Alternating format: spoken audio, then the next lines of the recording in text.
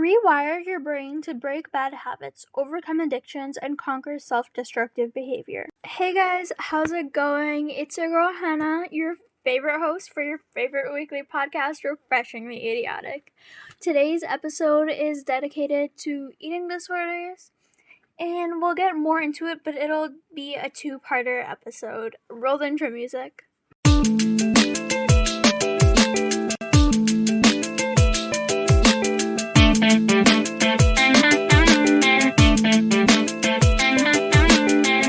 Let's hop right into the question for today's episode. It is what your favorite season is. So I would love to hear your input. Remember to leave me a voice message on the Anchor website. Mine is probably gonna have to be fall. I might be a little biased because my birthday is in fall, which I have a tiny little bit of a heartbreaking story. My birthday is September 22nd, so it's on the first day of fall. And I'm in grade 1. I walk into my class and I'm so excited. I'm like, everybody's birthday gets celebrated in class when you're that young. And I'll get to have my birthday celebration thing or whatever my teacher decides to do. And and the whole class is there, and she walks into the class and she's like, guys, today is a very special day. And I got so excited because I thought she was going to tell everybody it was my birthday. And she's like, it's the first day of fall. And I was like, oh. And luckily my best friend was in my class at that time. That's the last year we were in the same class, actually. And she kind of just gave me this hug. And she's like, I'm sorry. And then I kind of sat in the back of the class the rest of the day because I was like, I don't know if she just forgot or what happened. But I never ended up getting my birthday card like everybody else did. I actually got it at the end of the year when the teacher realized she forgot my birthday. And also, well, see, that would probably be a reason I shouldn't like fall, but like my birthday's on fall. And also, I love the aesthetic. So that like fall jacket, those ones are really nice. I actually had one and my mom just made me throw it out because it's really old and I'm pretty sure it used to be hers. But it had like these really nice deep pockets. It was slightly velvety. I don't like winter jackets, but the fall jackets just have that look to them. Also, the long boots. Oh my god, I probably have like 10 pairs of long boots, like black, thigh high, like knee high, so many different types, black, maroon, and I think I have like a silverish color right now, but that one I might have given away. I don't remember currently. But anyways, that aesthetic, and like just going outside, seeing the leaves fall, I'm a huge fan of being like a kid at heart. So like I'll rake up all the leaves in a pile and jump into it if I have the opportunity to. And it's chilly enough that I can get away with just wearing a hoodie, but it's not like warm enough where I can't bear to wear a hoodie because as I mentioned earlier, I get really hot really fast. So yeah, that's my reasoning. Don't forget to let me know yours. Okay, now that I've got that part of the episode done with, the one that I talk about myself for absolutely no reason at all, I think it's time to move on to learning about eating disorders. As I've mentioned before, this is going to be a two-parter episode because there's a huge ton of research and so many different types. I didn't want to fit it all into one episode, so it would be super long. So for this episode, the first episode of 2, I'll be talking about main causes and symptoms. Then leading on to the actual types, there's 8 of them, so I'll roughly be doing 4, maybe 5 if this episode isn't too long. And then I'll kind of end it there, and then the next week's episode will be the remainder types, some other causes and symptoms. Again, I'll be reiterating a couple of the ones from here, but not in the full detail that I will be explaining in this episode. And yeah, I think that sums it up for at least now, and then if I have anything to add to the next episode, I will definitely add that in. Let's start simple with the definition first. So an eating disorder is classified as a condition that can cause an unhealthy eating habit, either under or over, and there's a bunch of other ways, and I'll talk about those later on in the episode. It literally affects everybody, but usually teens and women, not so much men in this mental illness. So about 13% of youth experience an eating disorder before the age of Looking in the direction of symptoms, definitely, like every other mental illness, they'll vary between the different types. And because there's 8 of them, a lot of them do end up overlapping. So the main ones that really stood out to me were maybe you're overweight, underweight. Sometimes you're even normal weight and it's just in your head. And then sometimes you're feeling sick, depressed, or anxious. There's a couple of other things that it leads to, like social anxiety. Well, that one was kind of anxious, but it's lack of social interaction and lack of self-esteem. I'll get more into those later on, probably in the second episode. But you can kind of think about that and see how that fits in while I explain each different type of eating disorder. Now that we have more of the common stuff out of the way, let's get into the different types. These ones, minus the first one, are probably pretty familiar to you guys. I tried to pick the most familiar ones, and then the first one is kind of just interesting, so I thought I'd throw it in. So it's orthorexia, anorexia, bulimia, and restrictive food intake disorder. Now I'll go into depth of each of them. Going more in depth, I think the first one I want to talk about is orthorexia. This one, I think people are mostly surprised when they hear about this. I was definitely surprised when I heard about it the first time. It is when you're excessively only eating healthy food and you literally can't eat anything else. I have 2 things to say about this one before I actually get really into it. When I was going to camp this summer between 6 and 7, I believe, I was in an okay place. Like, I was kind of reeling back from that end of elementary school, beginning of middle school depression. And I learned from the camp counselor who was just kind of talking to me. We were playing around with pumpkin seeds and we were talking about photosynthesis, I believe. And she tells me that anything, if you eat it too much, it'll be harmful for you.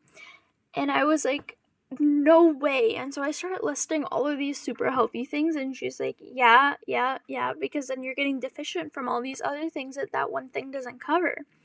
And so eventually I was like, water.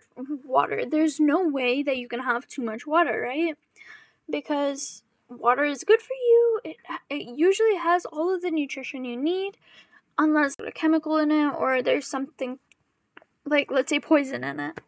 And she's like, nope, there's such a thing as water poisoning too. And I was like, there's no way.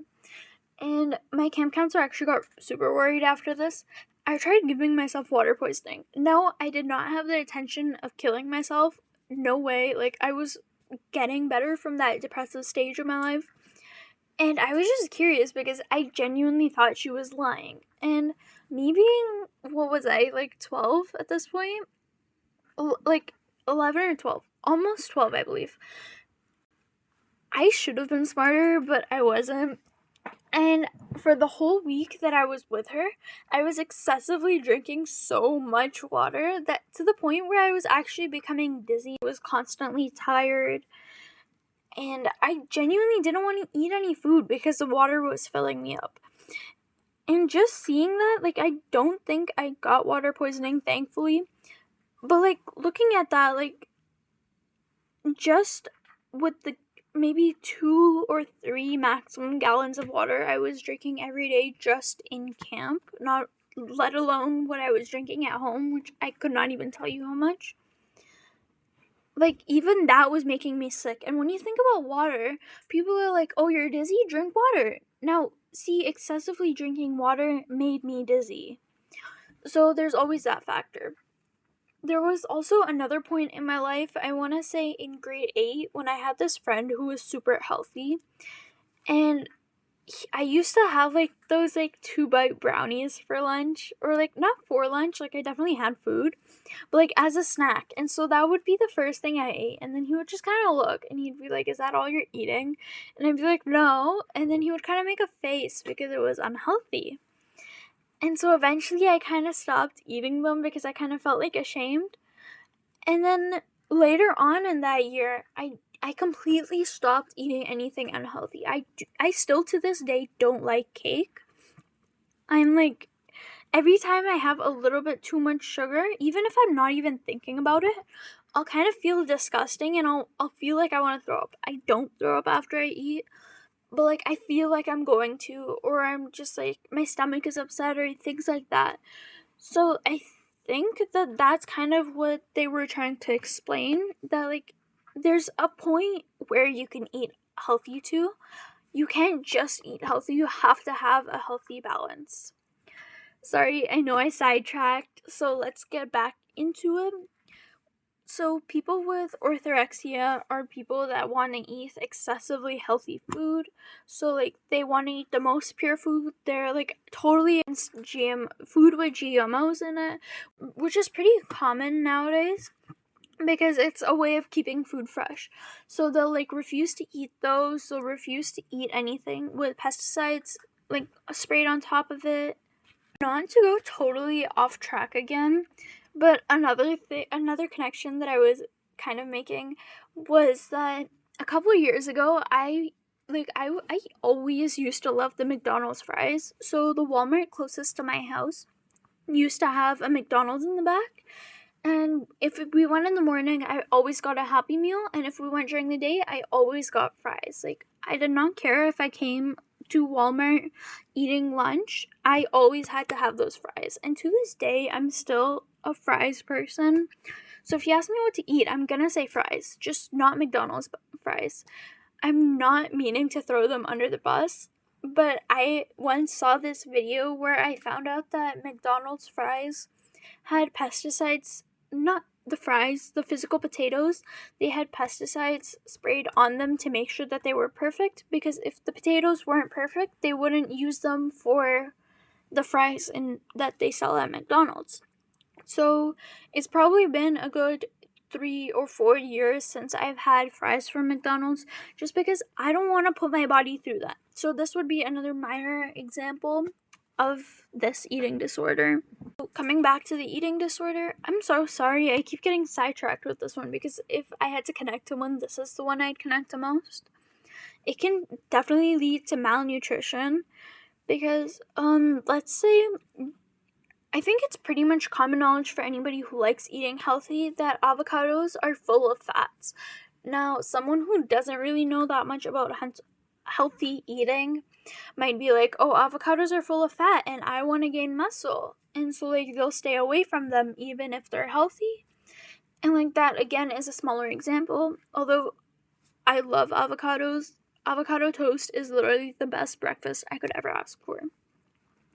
So, yeah, you can literally get malnutrition from trying to eat healthy, which completely contradicts.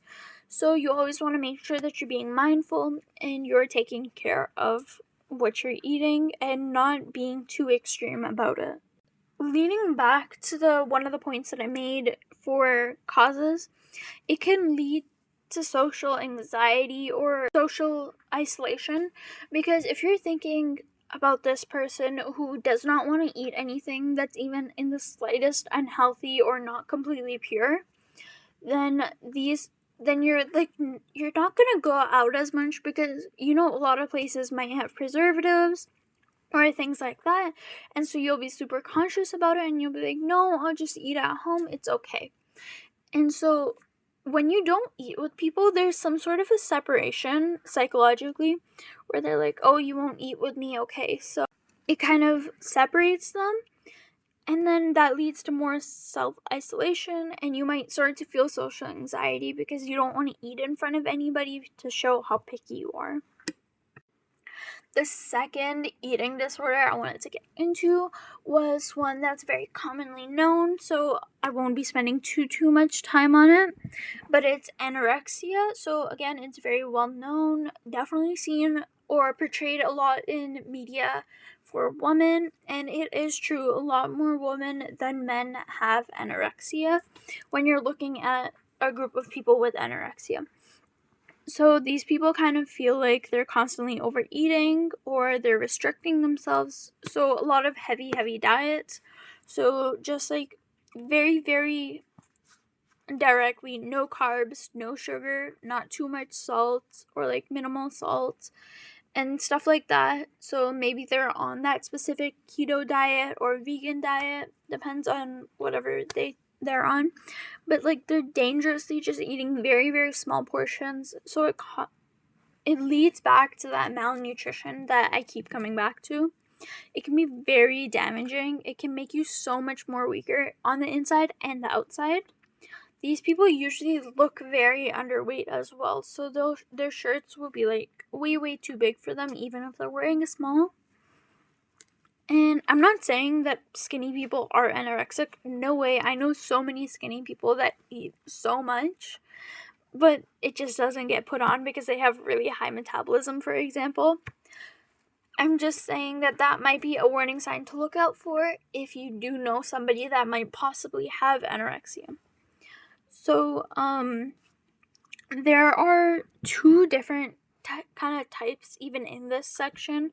So there's restrictive eating, where again it's those diets, and then there's binge eating and then vomiting. So both of these ones are very damaging. They lead to that malnutrition, and then they can also make you so much weaker, like I just mentioned. And so you'll physically see it. Your bones might be more prone to breakage because maybe you're on this diet where you don't have dairy, and so you're not getting enough calcium.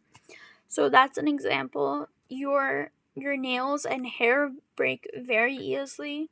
Maybe your vision is starting to go down. And especially this is very concerning if you're a woman. If it goes on for long enough and it's more serious than you think it is, it can lead to infertility. So that means you can't have kids when you're older.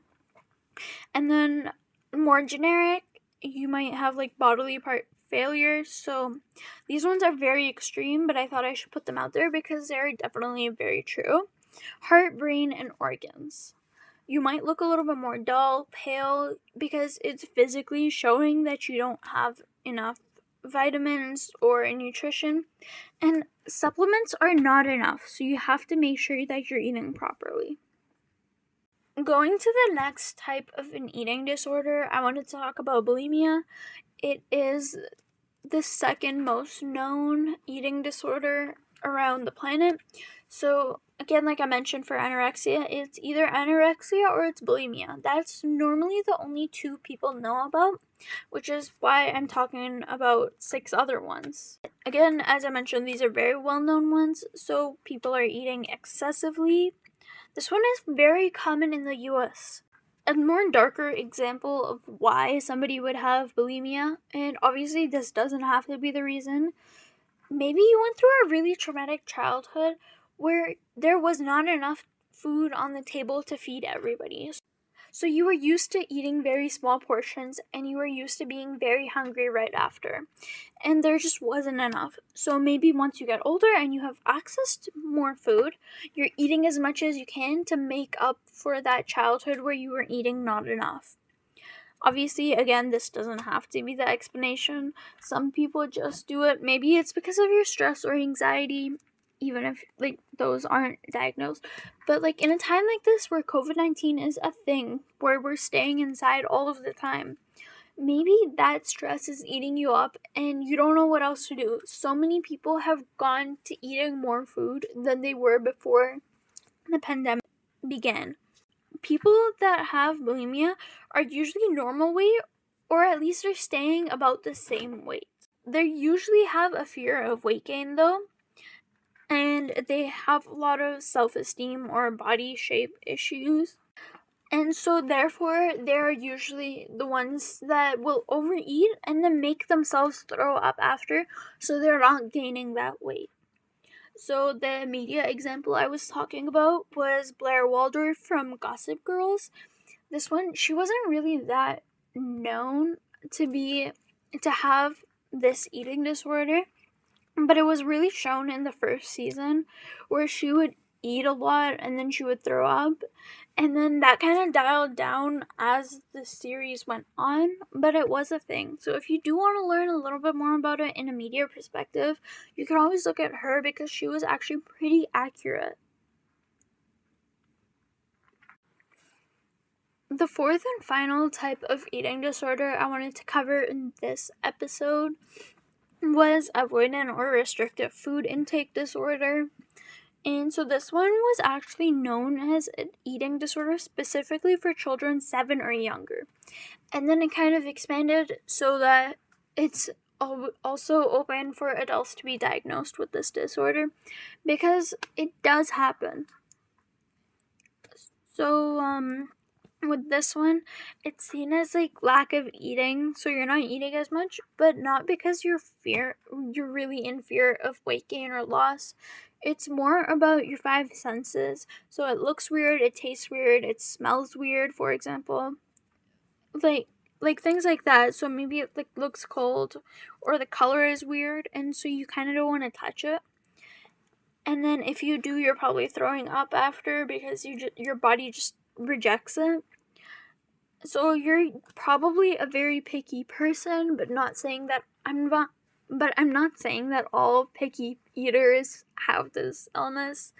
Obviously, it's very selective, and the people with this disorder are extremely picky. And so this one, it also again leads to that lack of socialization, because like I mentioned earlier, when you don't eat with somebody, you don't get to know them as well. It's just a psychological thing that I'll probably get into maybe next episode or a little bit later, because psychology is definitely one of those things I want to touch on in this podcast. Which, by the way, if you think is a good idea, leave me a voice message and let me know, because I am super interested in the psychological factors towards all of this. And so I'm slowly looking into them to see if I can gather enough research for a season. Sidetracking now. And so with this one, you're also looking at malnutrition, because there might be things that are really good for you but just look pretty weird. And so you don't want to eat them. Like, for example, as a kid, I was not a big fan of tomatoes, which obviously not eating tomatoes wouldn't cause me malnutrition. But thinking about tomatoes just made me feel really, really weird, because on the outside they were normally pretty firm, but then on the inside they would be like pretty squishy, and it would just, I can't really describe it, but they would be a little bit sweet, and that just didn't sit right with me. On the other side, now I pretty much love tomatoes. I'll kind of put them in anything I can cook, but that's kind of a side note. So yeah, like extremer versions of that, where you're looking at people who don't like eggs because they went cold, or because the yellow part of a sunny side egg looks slimy still because it wasn't cooked to like the longest period it could have been. And so usually a lot of these people won't eat in front of other people, and there'll be extreme weight losses. That's about it for today's episode. I know this episode went on a little bit longer than they normally do. I hope you guys enjoyed and learned something new. We talked about orthorexia, anorexia, bulimia, and restrictive food intake disorder. And the next 5 are going to be in next week's episode, a little bit lesser known. So if you can, guess and leave me a voice message. Also, in that voice message, include what your favorite season is and your highlight and low light for the week. Bye, guys.